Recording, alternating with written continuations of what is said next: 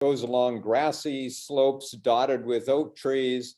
Lot of, if you've been in our backcountry at all, there's just a lot of brush there. In fact, there are places where the trail is heavily, or the trails are heavily overgrown. There are places where you can't hardly follow it, places where the trail is so light you don't really know where it is, and you just have to guess where people have been, maybe by the color of the grass or something like that. What I like to do is to bury food canisters, about every 45 to 50 miles in just a little plastic bucket. I mark the shallow burial with a rock and just hope that it's going to be there. And I've never had any problems with it being there. I like to go in the spring, getting water. If you heard when we were talking earlier, the first person who hiked this, while it was laid out in 1995, the first person who hiked it was a young woman who hiked it in 2015. So that was 20 years later. And in fact, only a handful of us have even hiked it since then. Some of us have done it as a section hike, maybe 2 to 5 days at a time, which I've done, or as a continuous hike all the way through for about a little over a month. In fact, when I did my through hike, I spent 34 days. And I noticed from the others that the others are spending about that much time as well. Now you can see the chaparral here. You know, the trail winds through the chaparral. This is the kind of country where you wear long pants and long sleeve shirts so that you can push through the brush and not be scratched up. Here you can see the trail as it goes faintly through just large patches of wildflowers.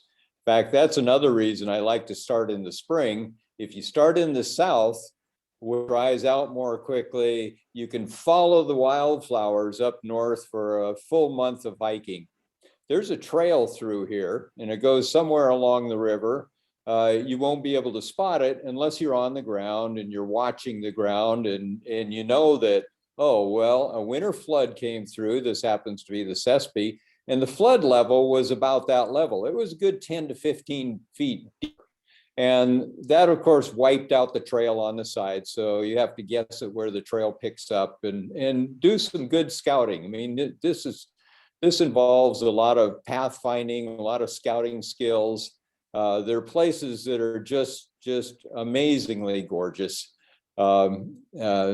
just wonderful places to be. There are places that are sort of demonic in terms of being caught in an area that's maybe full of poison oak, where your only option is to get down in the stream bed and stay in the stream bed if you want to avoid all the thick impenetrable chaparral and all the poison oak. You saw that there was a gap between the southern section and the northern section. So the trail drops down to the beach. There's too much private ownership back up behind Hearst Castle, mainly the Hearst Corporation, Hearst Ranch Corporation. And while they allow you to do some day hiking on their property, they certainly don't allow any camping. So you have to go along the beach. Well, what other distance trail allows you to go along through Cayucas, through historic San Simeon, through past 6,000 elephant seals? If you have to hike along the road, maybe you'll see a zebra along the side of the road from the Hearst Ranch. Well, I don't know of any other trails that give you a zebra to view. So there's one point where it drops down to the beach at Morro Bay. There's Morro Rock, one of those sisters that are volcanic plugs that upthrust that are just beautiful, and then climbs back up after San Simeon up back onto a mountain range that puts you high above the Big Sur coast, fact, here's a picture of it. You can see there's a trail that goes on down this ridge here. And this happened to be the flattest place to camp. So, well, I camped there. And there's a roadbed way down below. That's Highway 1 along Big Sur. And this is the steepest gradient anywhere along the Pacific coast. In fact, it's steeper here under a peak called Cone Peak, which is a marble peak along the coast. It's steeper here than the gradient between Mount Whitney and Owens Valley, which is a good reason for Highway 1 to occasionally fall into the ocean.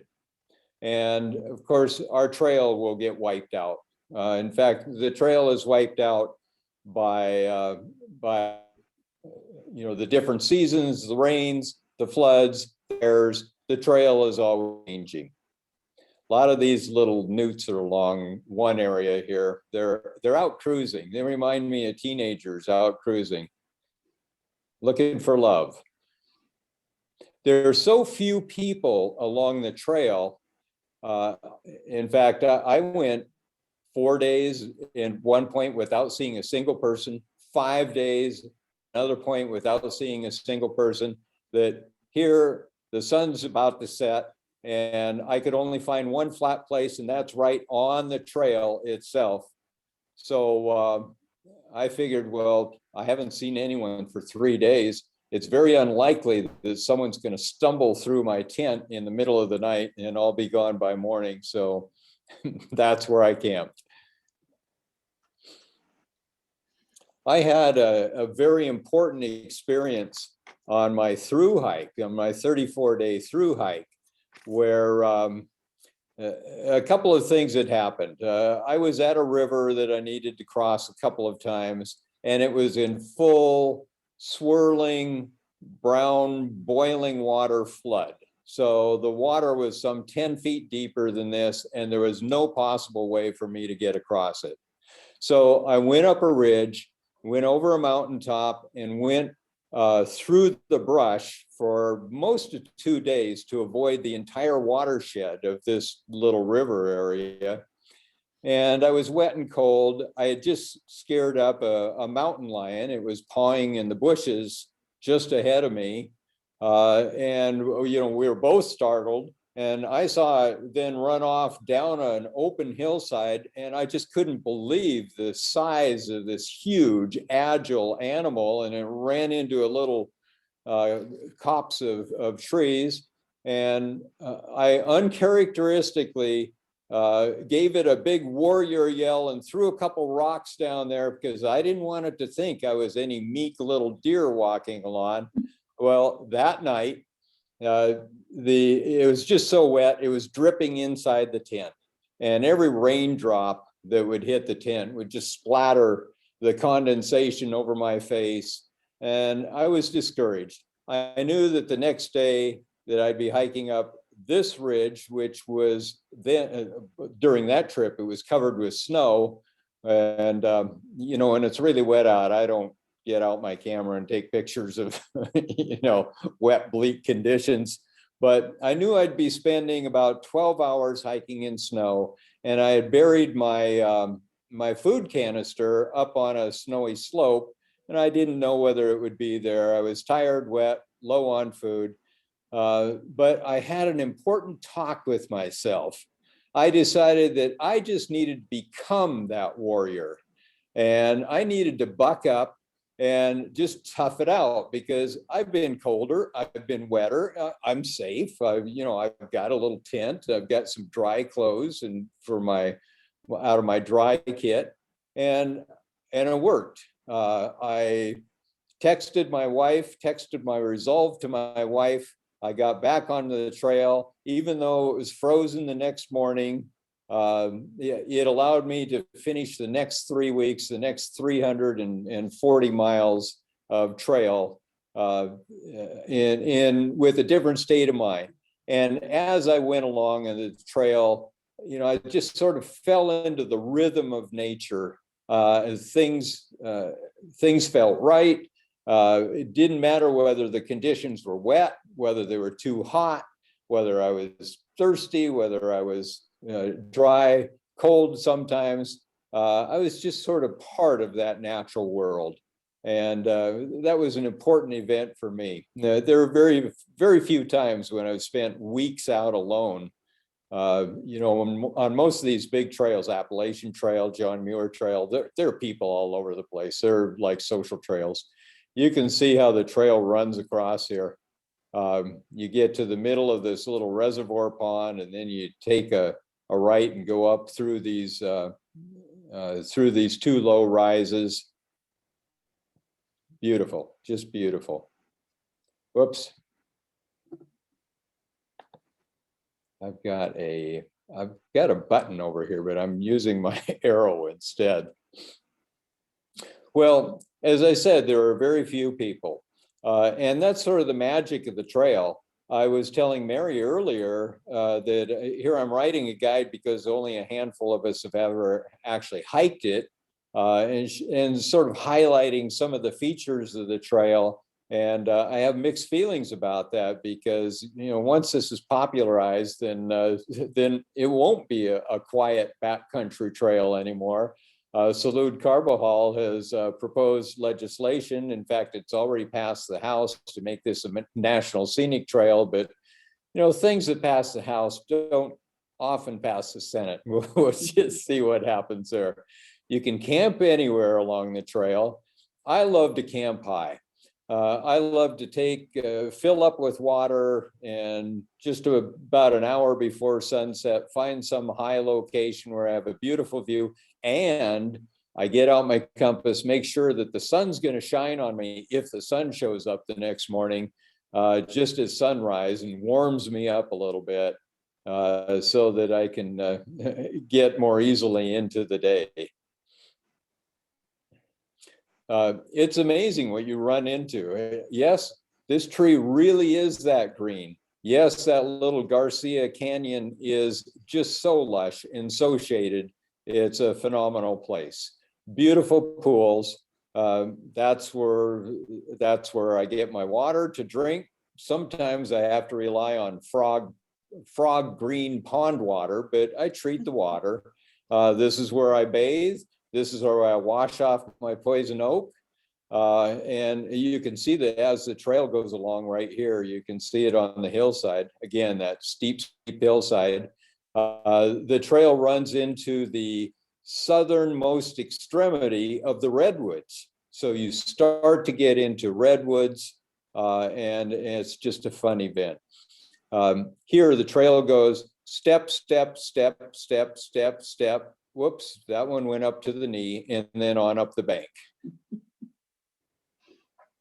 But to get out there and really feel a part of the natural world, to feel immersed in it, and just hear the sounds of nature, to be a part of those cold, cold mornings, to be part of the spectacular skies at night is just sort of a wonderful and rare thing.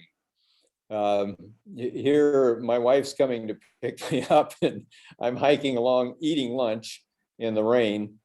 And I had an interesting experience. This sort of leads me to an interesting experience. Is one picture of me soaking wet, which is that the finish of one of my hikes still haunts me.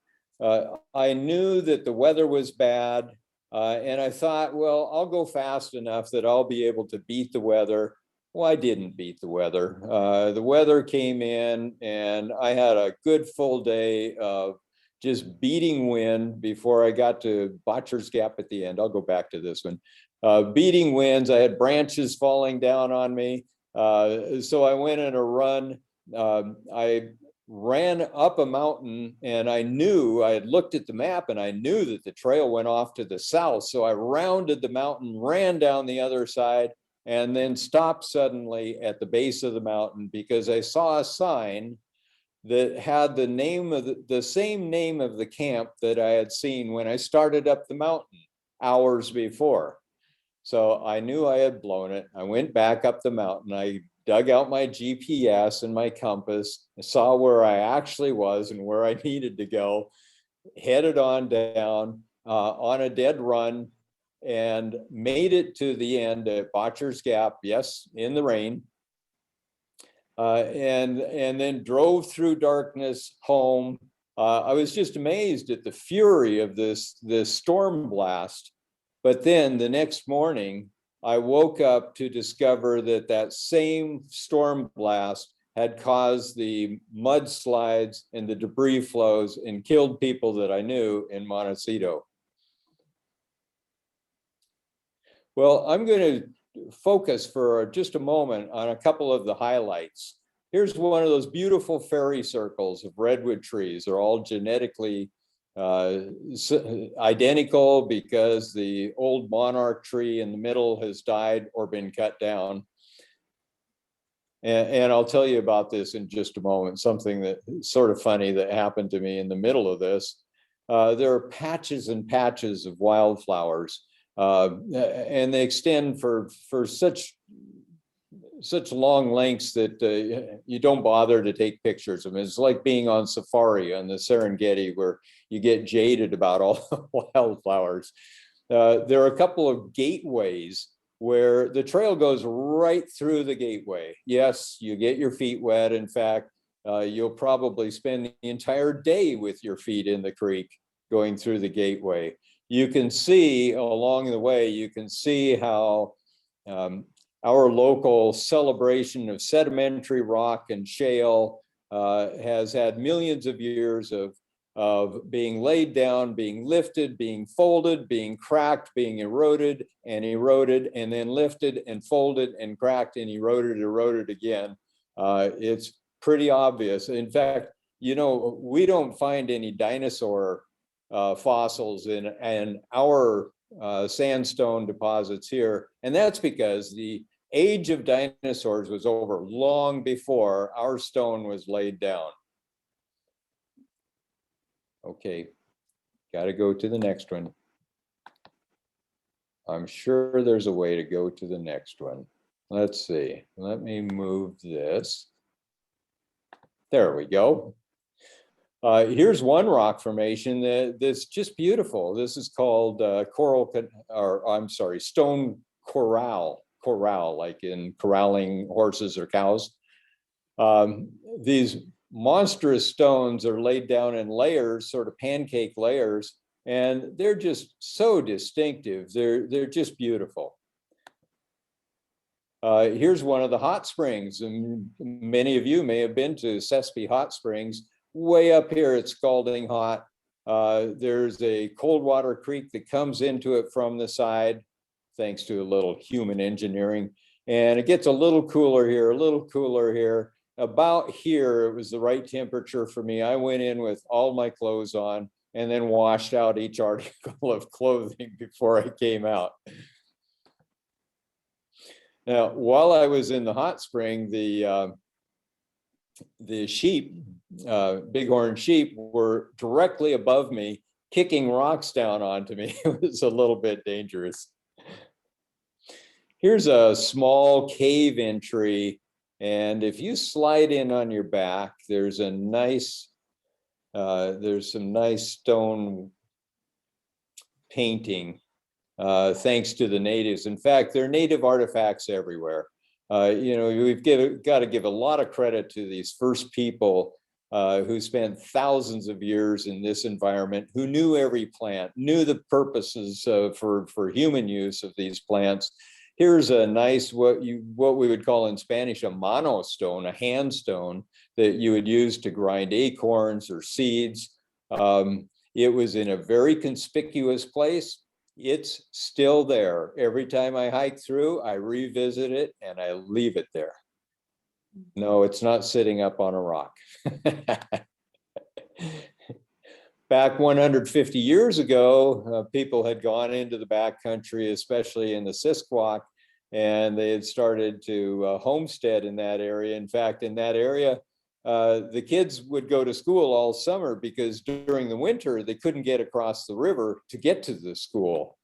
But to think that the hopes and dreams of people are buried right there is sort of an exciting thing. Now, It's called the Condor Trail because it was envisioned to follow the sort of the ancient range of the condors. But there are only about 100 condors running around our geographic area here in the south, this part of the Southwest. And while I spent a lot of time with my head down, looking to where I should put my feet and how to avoid poison oak, it wasn't until the last day of my first hike that suddenly the world went dark. I looked up and I saw condors circling ahead. And of course, my heart swelled. Well, I told you that the trail conditions change with every fire and every flood. This is one area I had to wait for a year to get into this area because a fire had swept through, and the fire then had obliterated the trail. And many of the trails simply follow, this trail follows this little creek bed. So the trail is this valley. You just work your way up the creek. Yes, you do get wet quite a bit. There are areas where the trail is covered with snow. Pine Ridge is a good example where at 6,000 and 7,000 feet, it's often snow covered for months of the year. But we've seen too many movies of being stuck in blizzards.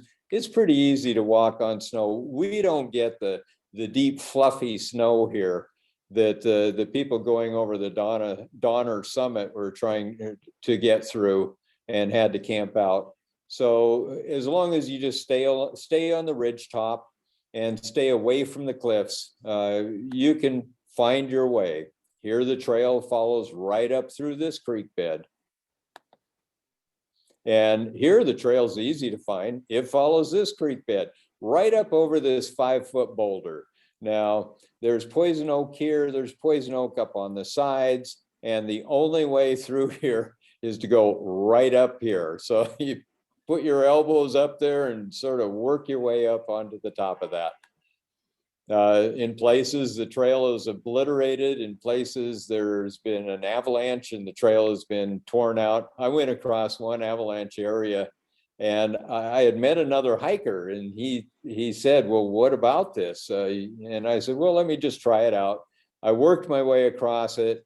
And about 120 feet later, I was back on solid trail and I looked back at him. Now, this guy had been a ranger with the National Park Service. And I said, it's doable. It's a bit scary, but it's doable. And he said, Brian, he said, I watched you do that. And because I watched you, I'm not doing it. Here you go right up through a creek. That's your water source. That's your trail. And it's sort of fun. Dangers of the trail. There are only half dozen of these pit latrines along the trail.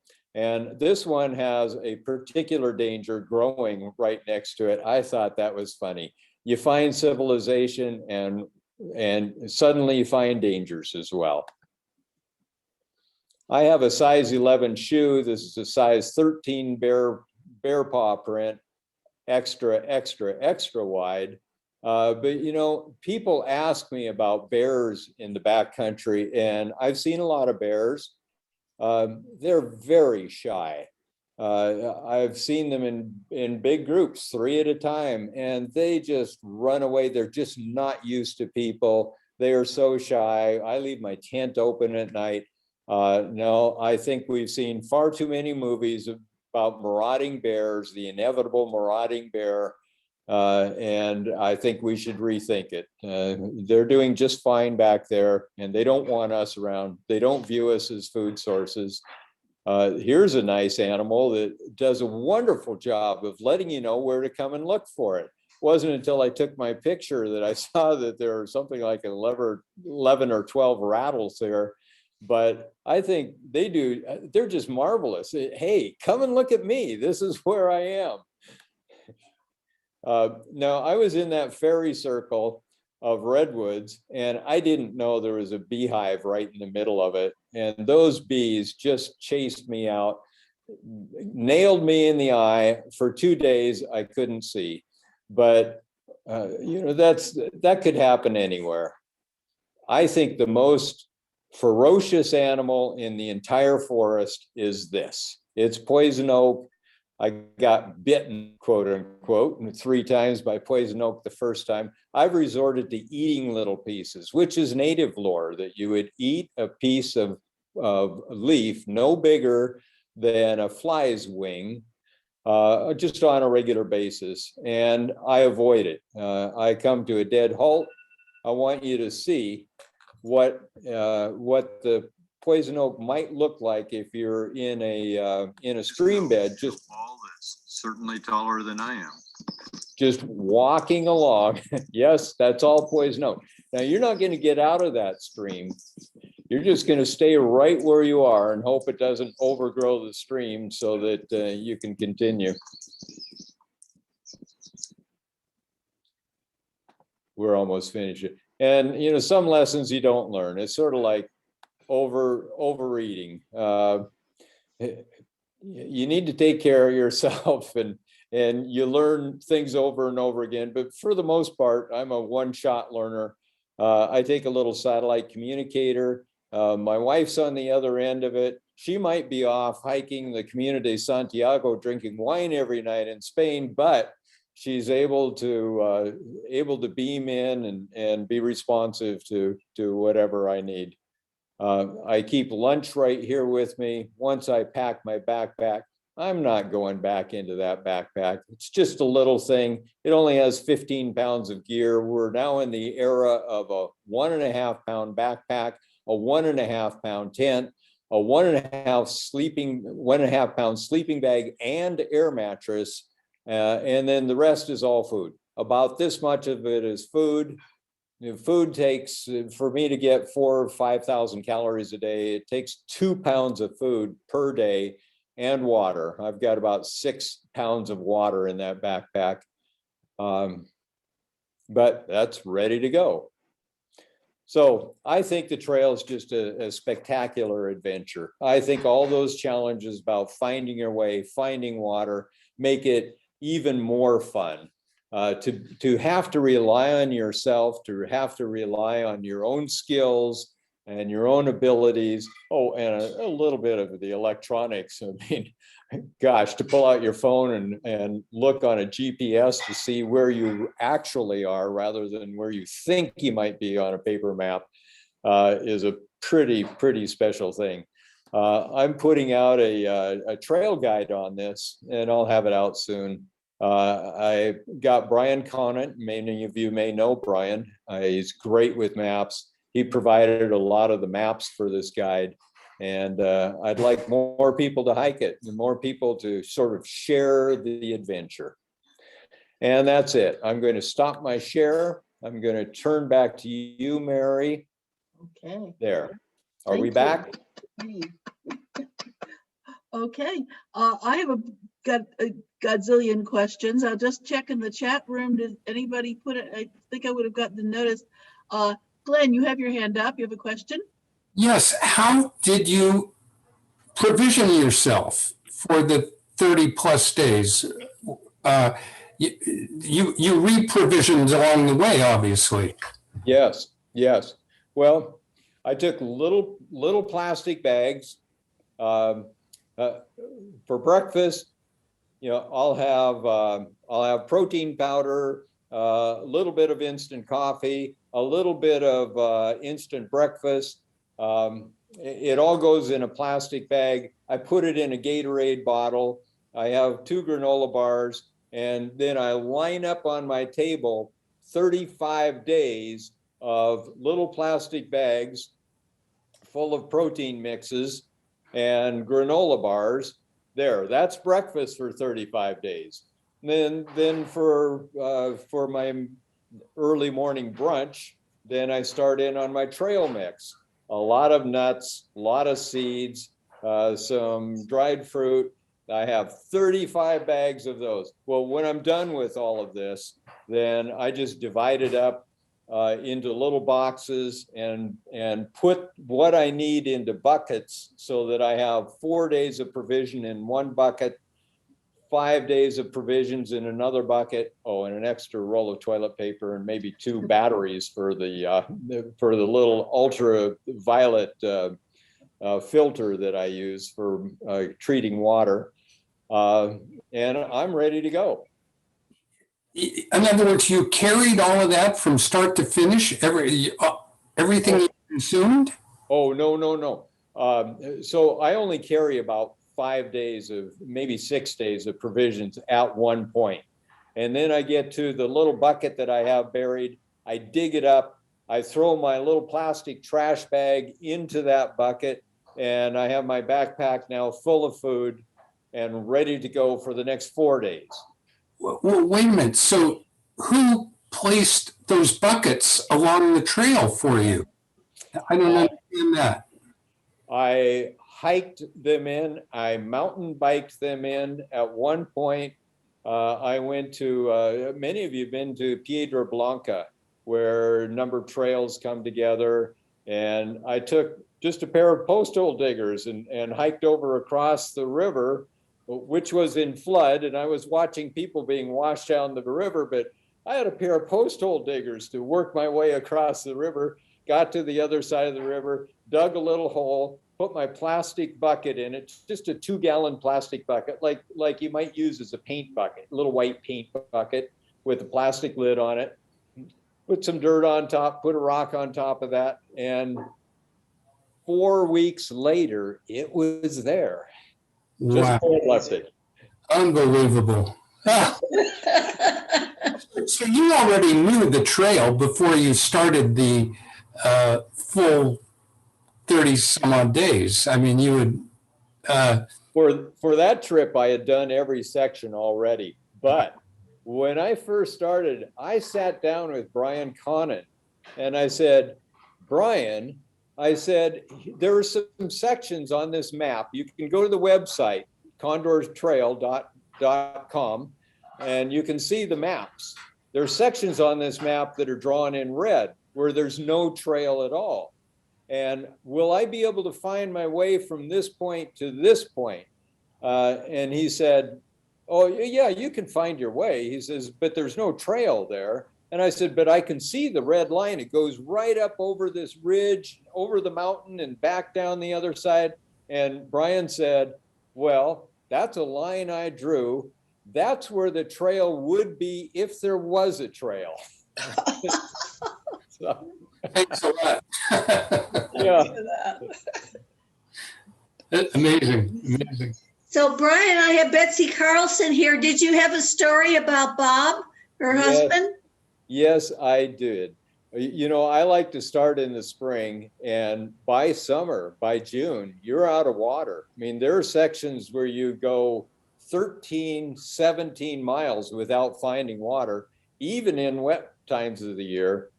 And Bob Carlson, for those of you who don't remember Bob, was a backcountry enthusiast and a Medulce Peak enthusiast. In fact, that's one of the camps along the trail.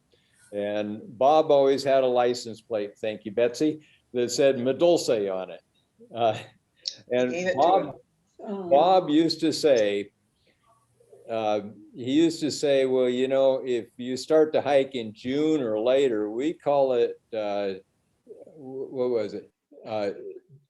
TDH. And I said, TDH? Yeah, too damn hot.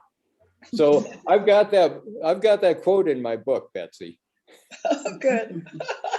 But apparently you were on the trail in January when we had the mudslides. Well, I was, because I had hiked the whole trail, but the Sobranas fire had wiped out the Ventana wilderness. So I had to hike down at the end of that Marble Peak area into, well, I ended up at Nepenthe for a beer, actually, on Highway 1, and then went on to the campground. And I couldn't hike through the last 40, 50 miles until they opened that up. Well, they opened that up mid-December, so 1st of January, I went out and I finished that. which was when we had the mudslide. Yeah, what, January 4th, I think I finished it. Oh. Brian, I think, let me see, does anyone else have a question here coming up? I don't think so. Can you, not sure that all of us are aware of what is the process? You said the trail was created in the 90s. How Yeah. did someone create the trail? And how can any of it be left if nobody goes on it for 30 years? Oh, exactly. Well, Alan Coles came up with this idea. Alan's an amazing guy. He used to work with Sierra Club. He was instrumental in getting some of our areas designated as wilderness areas. You know, there are what, 10 or more wilderness areas. This goes through 7 of them. It goes through the heart of them. And Alan had proposed the idea with some of his hiking buddies. Well, Chris Danch, who is the director of the Los Padres Forest Association, was one of those people. And Chris Danch is an ebullient, assertive guy, and he got the idea out there. He worked with Jim, oh gosh. Blakely? Jim Blakely. Blakely, thank you so much. I hiked with him. With Jim Blakely Sr. And they mapped out where the trail would go from Lake Piru up through the end of, I think it was about Manzana Schoolhouse, using existing trails. Well, then of course they talked about it and they thought, well, you know, we could go farther than this. And they just eventually put the whole trail together. They brought in Brian Conant. Brian had done a lot of mapping. In fact, he sells some wonderful trail maps. And he's gone out there on his own with a bicycle wheel odometer to map the actual distances. You know how you get on a trail and it might be a Forest Service trail and it says it's 2 miles to a certain camp. And then you hike along, and then you get to a sign that says it's 2.5 miles to the same camp. You think, oh my gosh. So he had built these maps. Brian Conant is now the director of the Los Padres Forest Association. And that group worked together to map out this whole route, using existing trails in some places where there just aren't any trails at all. And I have to tell you, Alan Coles, you know, Alan Coles is a little older than I am. I'm an old guy. I'm a slow old guy, but I can walk 10 hours a day slowly. Alan Coles now, a quarter of a century later, is still putting crews together to go out and do volunteer work, and he keeps trails open. These volunteers show up and they cut back the vegetation. I mean, they're real heroes of the forest. So some of these trails get worked. Los Padres Forest Association will get money maybe from the Zaca Fire and actually bring in a crew to work some of the trails. The Ventana Wilderness Alliance works some of the trails. But there are some places where the trails either don't exist or are just in horrible, horrible shape, where all you can do is push through the brush. In fact, when Brittany Nielsen was talking about pushing through brush and not seeing anyone along the trail, she said, I was pushing through brush one day, pushing through brush. And she said, suddenly I came up against the chest of another hiker who was pushing through brush in the other direction. She says, we were both just amazingly surprised and asked where the other had come from. So have you met this lady Nielsen who hiked the trail before you? She came and did a presentation about 3 years ago, I think, right here for the Los Padres Forest Association. I didn't know that. So where does she live? She's down in the Los Angeles area. For goodness sakes. I've sort of lost track of her.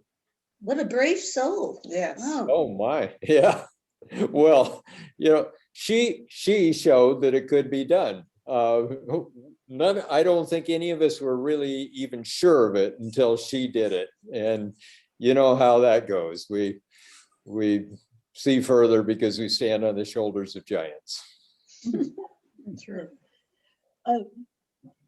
For those of us who might be a little wimpy, where are there sections of the trail that are maybe not so bad that are accessible and nearby, where the entry is nearby? Or There certainly are. One place, for example, would be at Highway 33, where you can take the trail up through Bear Canyon. You can come down through Deal Canyon, and just wonderful rock formations, deep cut canyon walls. And you can do this in a day. You don't have to stay overnight. Some of the sections way back up behind, well, it'd be the five cities area, Arroyo Grande, and back up behind, what's the lake up there? The Nacimiento. Nacimiento, thank you, is just a great place to go. Big Falls Canyon. In fact, Big Falls Canyon is a place that has a lot of waterfalls. That was one of my pictures of waterfalls, and actually has people. On a Saturday morning, you know, the college kids will be there, and now you got to try this out, because in my experience, it's always worked. Here, as I'm hiking along, then I run across a group of college kids, and I go, "Hi, I just hiked 300 miles. Oh, you have beer." Well, you always get a beer out of that. It works every time. even if you haven't really hiked 300 miles, you can just say that and get it, I guess. Yeah, Who's to check? that's right. Mary, I have a question. Yes. Bill, Brian, did you think about the early explorers and even the first peoples going way back, but imagining without all the gear and everything else?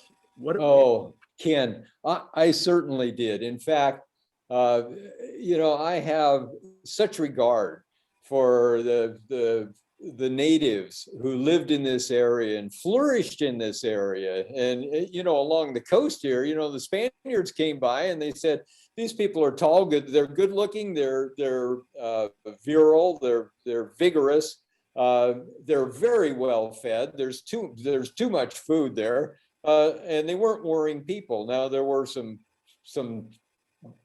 I don't know, scuttles here, and a place like Dos Pueblos, where a creek went through, and there are villages on either side, and they speak a different language, and they get along. But you don't cross the creek without asking directions. To have all of this knowledge about the plants and the animals, I think is just a wonderful thing.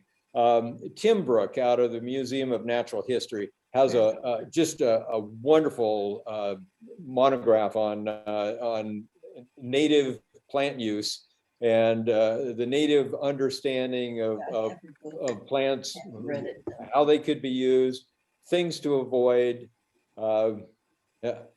Yeah, I have so much regard. Oh, and just noises, you know, to hear that trickle down sound of the male wren tit, the chirp, chirp, chirp, chirp, chirp, chirp, chirp, chirp, chirp, chirp, chirp, or a California thrush, and to figure out those sounds, you know, go online to All About Birds and to figure out those sounds so that you too can know a little more about what that sound means, is just a wonderful thing.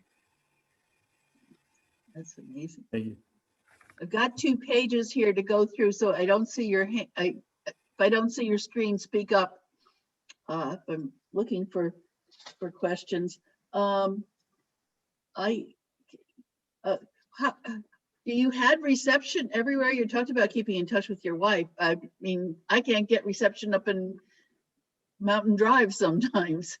No, but fortunately, it's not cell phone receptions. There are only about 4 places along the entire trail where you can get cell phone reception. And of course, along the beach, along Cayucas, Cambria, you know, you've got cell phone reception there. But once you're up in the mountains, no, you don't have reception. And that's why I use a little in-reach satellite communicator so that I can text a message. And mostly, I just push a button that says, honey, I'm just checking in. I'm doing fine. And my wife then, in the middle of the day and at the end of the day, can push a button, can open up a topo map and see exactly where I am. And if she opens it up a little more, she can see a Google Earth map and doesn't see me, but sees all the trees right there. So knows exactly where I am. So that's the best way to stay in touch. If you were on an expedition, like let's say you were up in the Himalayas and you didn't expect any reception, you do the same thing. You take a little inReach, it's now owned by Garmin, and you would use that satellite technology because they're all over out there to stay in touch with people. I had a question. When you went to look for your food, didn't you bother to put a little GPS thing there and GPS locate it? Oh, no, because every time I buried some food, Yeah. I would do it uphill from whatever signpost there was. Oh, so you just find the signpost. Yes. Ah. So, and then I would take pictures of the rock. Right. Because Yeah. I didn't want to forget what the rock looked like. So I take a series of about 3 pictures, focusing in on this rock. And, Well, a popular sport is GPS. I think it's called caching. You put Right. something there, send out its location, and people walk to it and then, sign a ledger or whatever they do. When they yeah, and find I've it. done some of that orienteering. I mean, it's Is great. that called GPS caching? What is that called? Well, orienteering. Orienteering. Or GPS caching. Okay. But now we have some apps. Years ago, we used to go by compass headings and you'd go by distances and compass headings. Now we have some apps that are available on your telephone. Gaia is one, GAIA is one, where you can put this app on your phone. You can throw the entire map on a topo map before you go, and then you can pull out your phone while it's still in airplane mode so that you're not using any of the battery during the day. Right. You're taking your phone out to take pictures. You're taking your phone out to see where you are on a topo map. And it's marvelous. I used to kick around the wilderness up in the Sierras, and I dig out my paper maps and I'd try to guess at where I actually was. Well, my firefighter buddy from Santa Barbara here would just pull out his phone and say, well, let's see where we actually are. Yeah. Well, I think we're going to have to explain to our grandchildren the concept of being lost. Yeah. Back when I was a kid, we could get lost. And they said, well, how did that happen? My one granddaughter, I was talking to my phone to my daughter for a regular phone call. And she asked my granddaughter if she wanted to talk to me. And she looked at the phone and said, I don't see him. What's, where, he's not there. I don't see him, So she's only used to talking to me where she can, FaceTime. Yeah. In fact, the book that was written on all the wilderness travel by Steve Roper was not based on maps. Steve wrote this book on the Sierra High Route. Sierra High Route, that's it, not High Route Sierra. Sierra High Route, based on his 45 years of backpacking in that area. And paragraph by paragraph, he would say, now take a look at the horizon. You can see a certain peak and another certain peak. Now look at the notch between the two. There's a little Cirque Lake. Go up to that Cirque Lake. And I have followed his book paragraph by paragraph. Well, then someone comes along with a Gaia app and just maps it all. Well, in the old day, in the beginning of automobiles, that was how they did, guides. You want to drive from Chicago to Milwaukee? Well, turn at this building and then go until you see another street, and yes. And there's a gas, and it's like a convenience store or whatever they had. They just described how to get there, and you'd read it and drive. And a lot of us always had a cache of maps in our cars. I still have a giant folder of maps. do. I have a, you know, Time they're to gonna go to change. the Map History Museum or whatever. Yeah. Oh, that's funny. Brian, I It's- also it's wanted true. to ask, Yeah. Brian, have you studied if there were Spanish that hiked those sections and areas Well, that you were? Well, you know, the Spaniards relied on the natives. For example, the missions back here in San Ynez, La Prisma, Mission Pine Ridge, which isn't too far back here, was used to find pine trees to timber the ceilings and roofs of the missions. And they relied on natives to cut the trail or road, cut the trail up to those, go up and get the timbers and bring them down. And, you know, while the Padres, you know, using the Padre Trail from mission to mission, did an amazing job.